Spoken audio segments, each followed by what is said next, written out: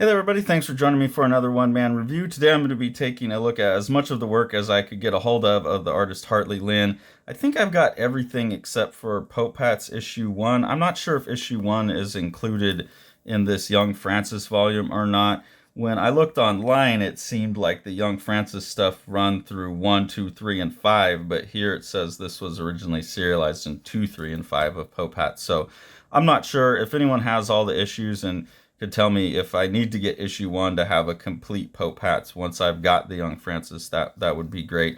Thanks to Alex Nall for pointing this work out when we were doing when I was doing the interview with Alex. I was asking other stuff that he would recommend that was kind of in the line of the thing he was doing, and Hartley Lin was one of his recommendations, and really enjoyed this work. I think it's really well written, really well cartooned, very mature in its sensibilities about the world. So love it all around. But we'll take a look at each issue separately and then take a look at the Young Francis stuff. The issue 6 of Pope Hats is pretty much autobiographical stuff, I think, but they're these very short little, like, 4-panel observations about the world more than diary comics or something. You can see the cartooning right away. It's like very Adrian Tomini kind of, like, really clean, clear, impressive cartooning, but also not anything that's like over the top. It's pretty down to earth, slice of life type of storytelling, which is great. It fits perfectly. Some really good writing as well. Like right here, he says vulnerability is different between children. It is basically appropriate to exploit any hint of fear. And he says, you should start running. Don't do it. No. But I like that little thought of, like, as a kid, like, in play, you are learning about the world. And it's an appropriate play learning response to take advantage of fear from, like, an evolutionary standpoint. So giving kids some credit that they're not all just mean and bullying, I think, is an interesting idea. There's some more graphically stunning pieces, I think, in these driving through Vermont, where he has to do less storytelling and he could focus on, like, composition and contrast and things like that. So you could see, like, what a powerful artist Hartley Lin is. You just don't always need to be going so over the top when you're telling down to earth stories like this. There's things like this, again, where I'm saying this is very adult, mature concerns. Just here you have, like, a couple in bed, having just had a baby for the first time, and they're just talking about that. While you were away, I rewatched that Babies documentary on Netflix because you don't have to pay too much attention to follow it. There's a part somewhere in Africa where the baby starts pooing and the mother just lifts the baby in the air and wipes him on her knee. Then she reaches over and grabs a corn husk to wipe her knee clean, and he says, "Ha ha, ooh." And then the wife says, "I'd recognize that yellow newborn poo anywhere." So just the kind of things that, I don't know. I've never had an infant in my life that closely, but it's the kind of things like adults go through. It's not the coming of age story. It's the I am of age and this is how life is. Here's one called Recent Photos. Having become paranoid that we'll somehow lose the first photos of Avery's life, I started backing up the photos to external hard drives. The photos from mid-pregnancy stopped me. Laura's hair loss was 100 times worse than how I remember it, despite it being so recent, just earlier this year. It started with a simple everyday complaint, then Laura's coworkers began to notice, then it accelerated until there was almost nothing left. People secretly think cancer. Her own parents were uncomfortable seeing her bare head.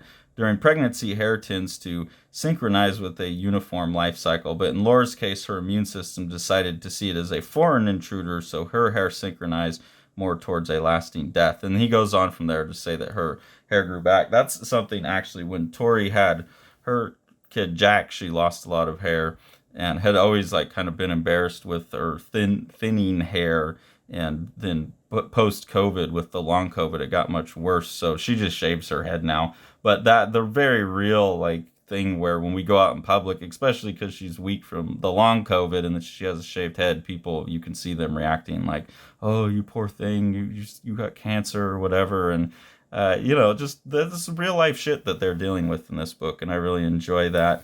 There's a curious part here where he inserts a character from the Young Francis stories. He's inserting the Mr. Castonguay as potentially the owner of a house across the street from him that's bugging him. I think that's just his fantasy, but he's saying that apparently the owner died and one of them was named Marcel Castonguay. So I don't know if that's like a real world thing that he just happened to find that one of his neighbor's children is the same name as a character in his book, or if he's mixing up reality and fiction somehow in here. It definitely makes this series of things that seem entirely autobiographical a bit more questionable for me. There's also some things in here called Where Have All My Dear Friends Gone?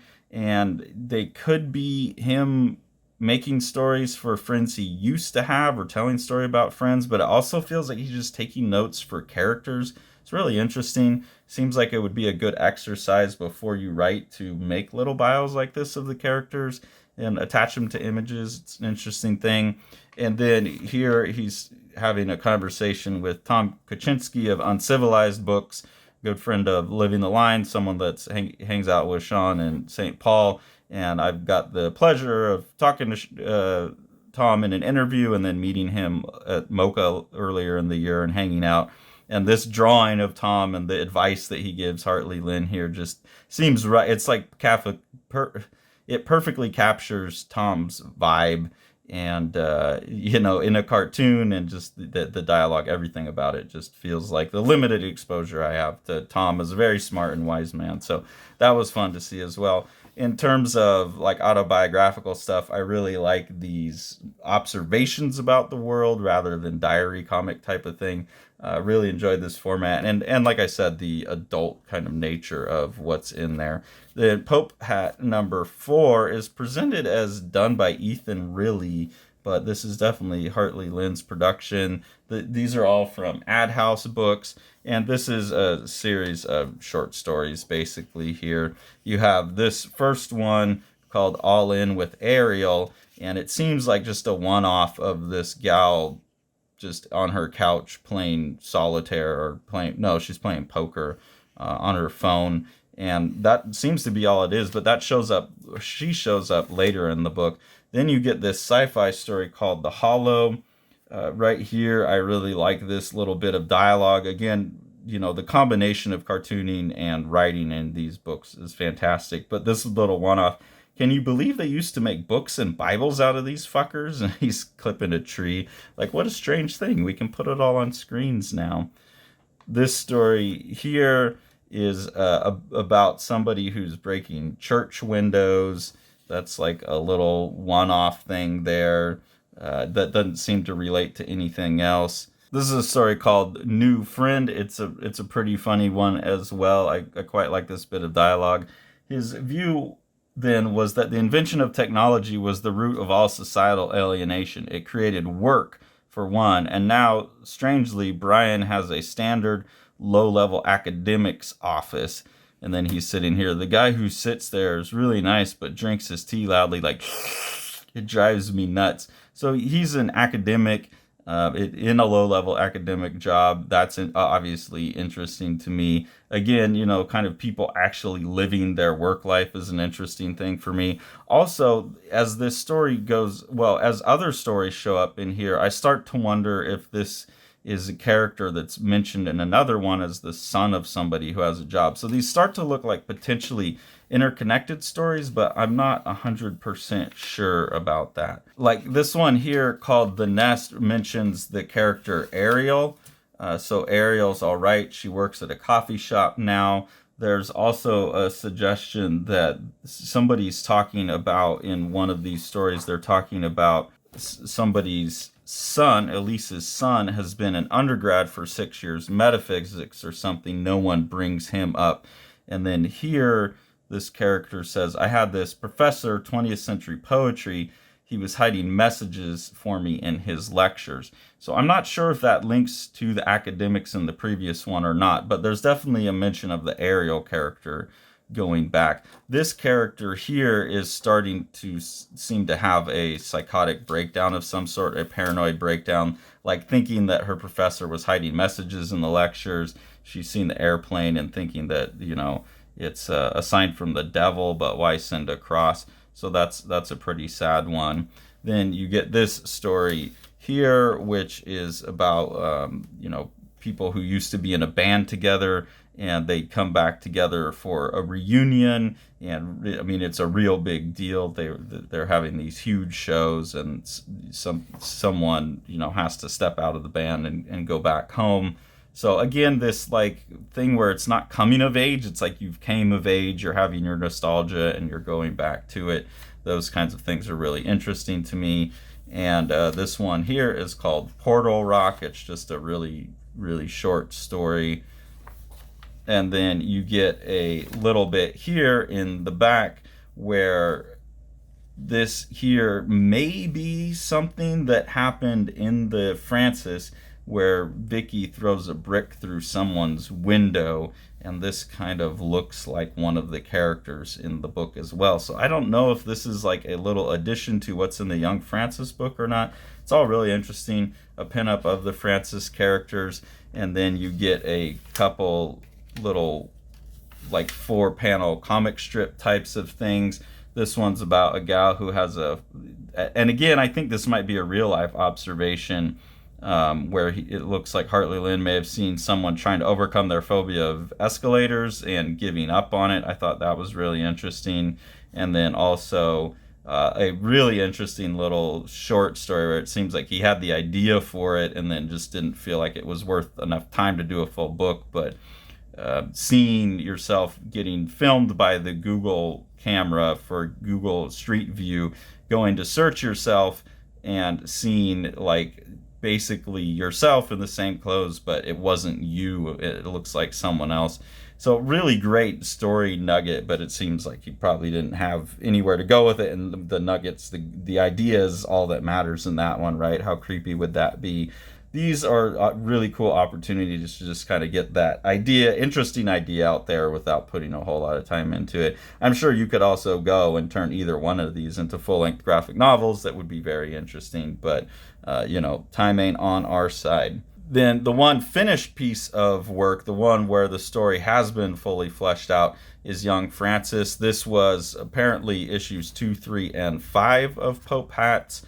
If anyone could tell me what's in issue 1, I would really appreciate it, because this is a really stunning piece of comics, a really great graphic novel. I think it should be high on everyone's list, something everyone should read. You can see right out the gate the type of stellar cartooning that is in this.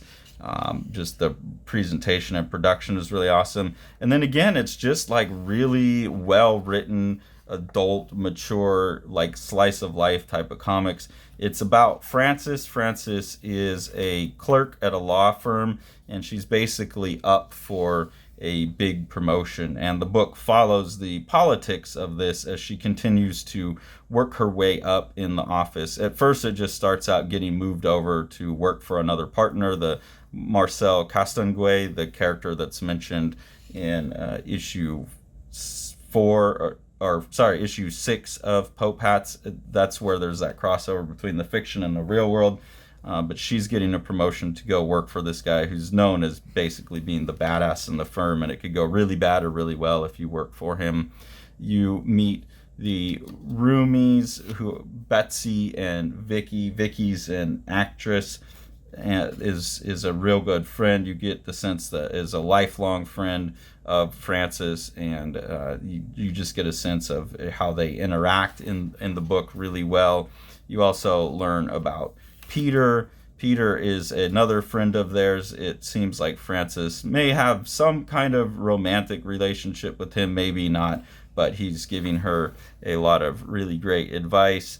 And here you can see that he's out partying with Vicky, and he's just like popping into they're like crawling through the window. So they're young people still living a chaotic young life. Vicky's about to get some kind of TV show movie deal that she has to leave for. So they're growing up, but they're in very adult situations, but still like living, young, have a lot of money. Here you see Castonguay. Castonguay is a very, very intense, serious fellow. He's in there in his office meditating. He becomes her boss and sees her potential and pushes her up through the ranks. You get a lot of really interesting, like, inner office ladder climbing tactics, things that I've never really dealt with, but is like Hartley Lin does such a good job of showing how this all works in an office that I'm just absorbed by it, even though it seems kind of boring. Someone working their way up in the corporate ladder, it's done really well. And here you can see that this character will go in and he'll just purposely talk to this other woman who's kind of someone he would be competing with for status in the firm, and he gets his work done. He works late, he does things, so he's clocked all of his hours, and then he'll just kind of go bullshit with her and basically make it hard for her to get her hours so that she's not clocking her hours. It's like this really subtle passive aggressive way of undermining someone's opportunities.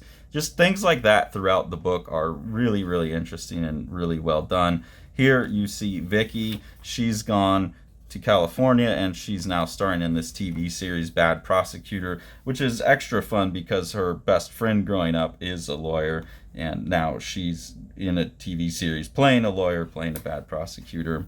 In this scene, you get the main, conflict. The story doesn't really have a typical story structure, which is great. That's part of what I like about it. But the main conflict that comes at the end is as Vicky's in California talking about her show, she's saying, hey, like, why don't you come out and be a consultant on the show? This is an opportunity. At the same time that Frances is getting an opportunity at work, she's being given this opportunity to leave that life and go into something else. So it's kind of a conflict, but it's really funny. Vicky's saying that a girl came up to her at the gym and says, "I love you. Like, I love your show." She had these gorgeous sleeve tattoos of snowy owls, and she was just so grateful. She said, "My show is super feminist. Isn't that cool?" Do you think she was hitting on me? She's like, "I don't know. Feminist? How? Because it had a woman lead?" I guess because my character is a strong character. This is like, that's too literal. Your character's a vigilante. She beats people up at night. Maybe she also uses her sexuality. She uses it as a weapon on her own terms. And then Frances says, "Come on, that's like a pubescent boy's idea of femme fatale. What does that have to do with rights and opportunities?" So again, that really like adult worldview where it's like, hey, yay, we got Wonder Woman. What a win for feminism. And it's like, no, that movie was the worst thing that could happen to women's rights. And just an artist looking at that and being like, no, that's dumb. Like, this book is showing like what it really is like in the workplace, not the stupid show about the lawyer who turns into a vigilante at night. And then here she's getting another big promotion, and you get the sense that Frances might be being set up to be the fall person for something that's going on within the firm. And given some of the other inner office politics where people will lift people up just to fail them down intentionally, things like that, you get the sense that she might be being sucked into that. And so she's kind of aware of that. She's a little hesitant, and she has to think about that versus, this opportunity to go out to LA where is she really going to have impact in the world. And that's how the book ends, is working through that decision and coming to a decision that she's happy with. So I don't want to spoil that because it's all really well done and really, really well told and just extremely well written. It's 137 pages long, which isn't that long, but really, really crams in, I think, a ton of character development, ton of interesting like thematics and stuff. So another one of these books that's really giving me hope that you can tell really mature stories, really well fleshed out characters that go through actual development within a short amount of time. You don't need to be a manga author with like 6 volumes this thick to get that kind of development. If you're a good writer and a good cartoonist, as good as Hartley Lin is, you can do that in a short amount of time. So I really, really appreciate Alex Nall for recommending Hartley Lin stuff. This is exactly the kind of comics that I personally want. Stellar cartooning throughout, can draw his ass off. Stellar writing throughout, stellar compositions, nothing flashy ever, just everything's totally towards the intent of the story. It's perfect comics. This is about as good as comics get, I think. House on Fire by Matt Battaglia is a just gorgeous book where Matt's kind of making an emotional response to the years of COVID and wrapping that into a sci-fi dystopian future that really the sci-fi dystopian's backgrounded and you're focused on the emotional journey of two characters in a really beautiful way. And then that's enhanced by Matt's like really awesome, loose, kind of Paul Popish dry brush work. And then Sean and Matt have worked to get this second kind of orange spot color in there that's going to look really, really beautiful and has allowed Matt to use his dry brush technique to add tone to the thing too. So with Sean's production technique, this is going to be a gorgeous book with a lot of heart. Make sure to like, smash that subscribe button, and ring that bell.